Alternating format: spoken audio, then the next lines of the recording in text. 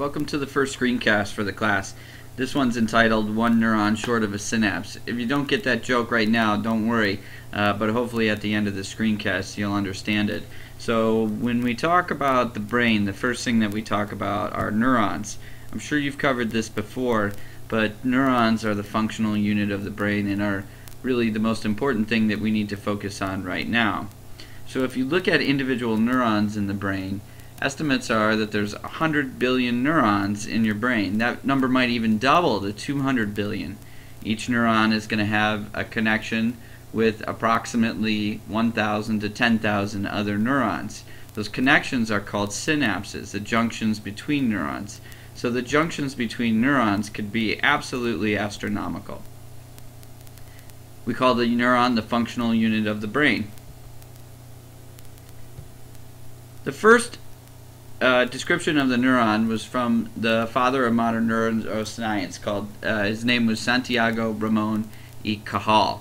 He saw neurons under microscopes. He was staining them, and he drew very detailed drawings of the neurons. He actually won the Nobel Prize for this in 1906, and he was the father of the neuron theory of neuroscience.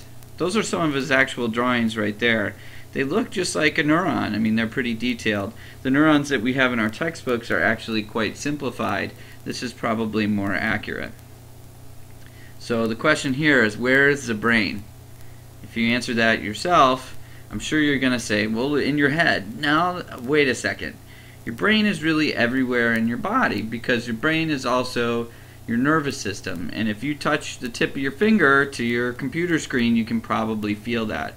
That's because of a nerve in your finger. A nerve is the same thing as a neuron. So your brain is really throughout your entire body. Obviously your brain is in your head.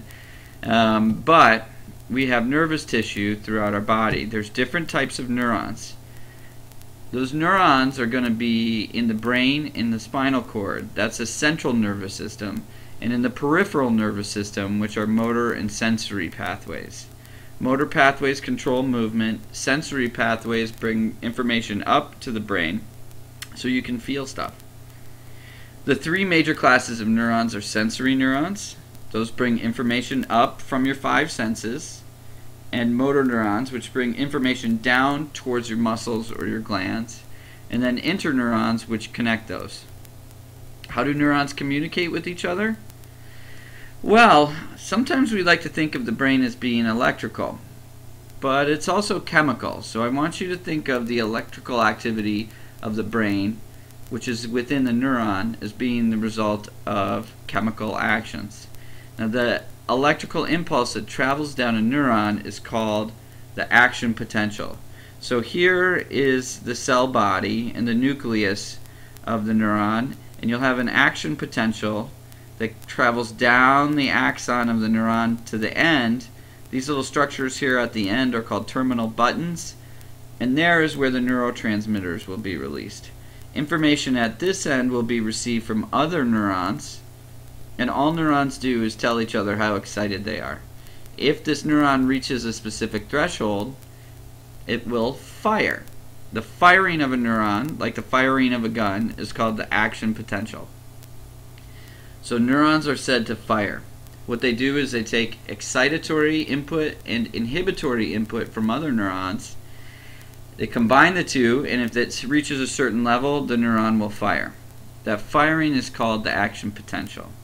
The neuron can fire because there's a difference between different chemicals or ions between the inside of the neuron and the outside of the neuron. That's called the resting potential.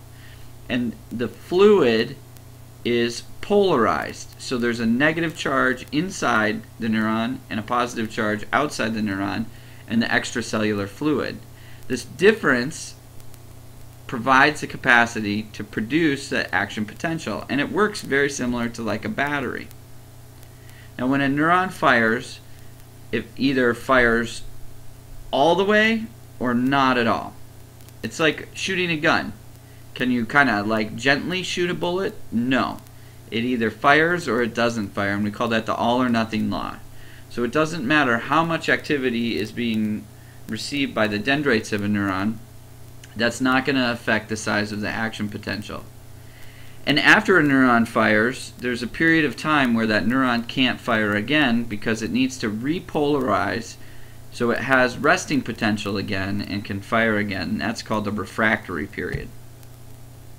Now the secret method to understanding a neuron firing, so we want to look at the neuron, how that information is received by the dendrites, how that becomes an action potential that travels down the axon of the neuron here down to the terminal buttons at the end of the neurons, and then how is that information transferred to another neuron. The secret is actually a toilet. So think about the toilet flushing. So if you take the toilet's handle and you jiggle the toilet handle, if you push up on it, pull up on it, it's not going to flush at all. If you push down, if you push a little way, you might hear some noises, but that toilet's not going to flush until you reach a certain threshold. And that toilet flushes because you have water in the upper tank and gravity pulls it down to the lower tank. So excitatory, pushing down, inhibitory, pulling up, and if you reach a threshold, that toilet will have an action potential, a firing or a flush. And you can't take that back. Once it goes, it goes. And it only goes in one direction, thank God. And then after you flush the toilet, it takes a while before you can flush the toilet again. So action potentials are generated by voltage-gated ion channels that are in a cell's plasma membrane. So here we have some drawings of neurons. And down here, if we zoom in, you'll see this blue part is the plasma membrane. Okay? So this is outside of the neuron and inside of the neuron.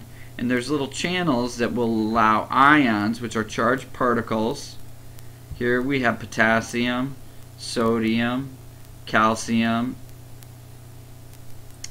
Those channels will either allow an ion in or out. So think potassium, like bananas. You want that inside your body. Or salt, that's sodium. And there are chloride channels and calcium channels, lots of different channels. We can actually measure the difference in electrical activity between the inside of an axon and the outside of an axon. You just put little electrodes in. We don't use human axons. I guess we could, but the way that we learn that is with giant squid axons.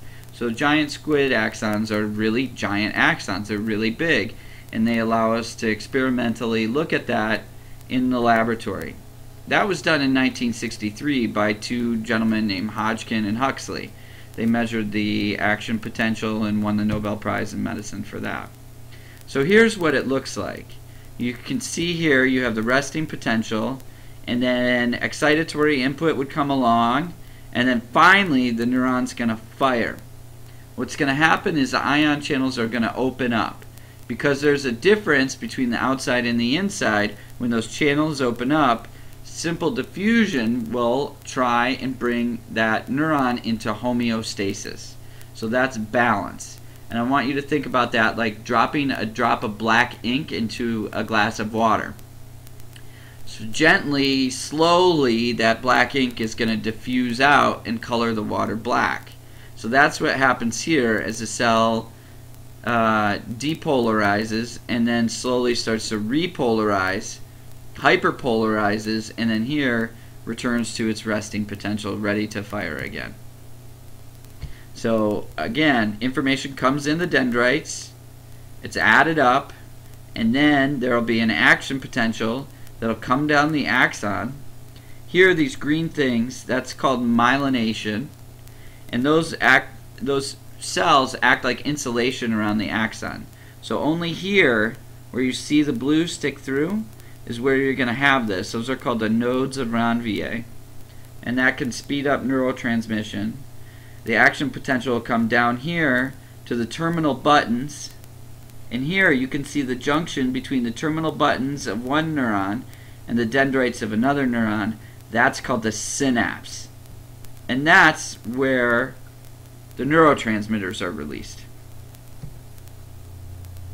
That's what a synapse would look like. So here, this is a presynaptic neuron, and the postsynaptic neuron here, the action potential will travel down, and then neurotransmitters will be released from vesicles into the synapse right here. Neurotransmitters are released by the neuron and they bind to receptor sites of another neuron. Here's a video that kind of shows the action potential going down the axon of the neuron, and it doesn't really show it quite yet, but here you're going to see one neuron synapsing with another neuron, and in that synapse you're going to see the neurotransmitters being released. There they are. So they're released into the synapse and they bind at receptor sites of other neurons. This isn't the last question, this is just a question. Does the brain work with electricity? If you had to answer that yourself, what would you say? Well, it sort of does, but it sort of doesn't. So it's chemical, but the byproduct of that chemical action is electrical. The electrical activity stays within the neuron, though. Neurons communicate to each other through neurotransmitters. Now, we can measure the electrical activity of your brain. That's what like an EEG is, an electroencephalogram. We can hook electrodes up to your head and measure the electrical activity in your brain. But remember that electrical activity is really chemical. So here's a quick summary. We went over the central nervous system, the peripheral nervous system, motor sensory interneurons, action potentials, resting potentials, the all or nothing law, ion channels, synaptic transmission, and neurotransmitters. Now, if you have any questions with this material, please feel free to email me. You can either email me directly through Blackboard. Why don't you do that, or post questions to the discussion in the class. That's it for that. The next one will be on neurotransmitters and receptors.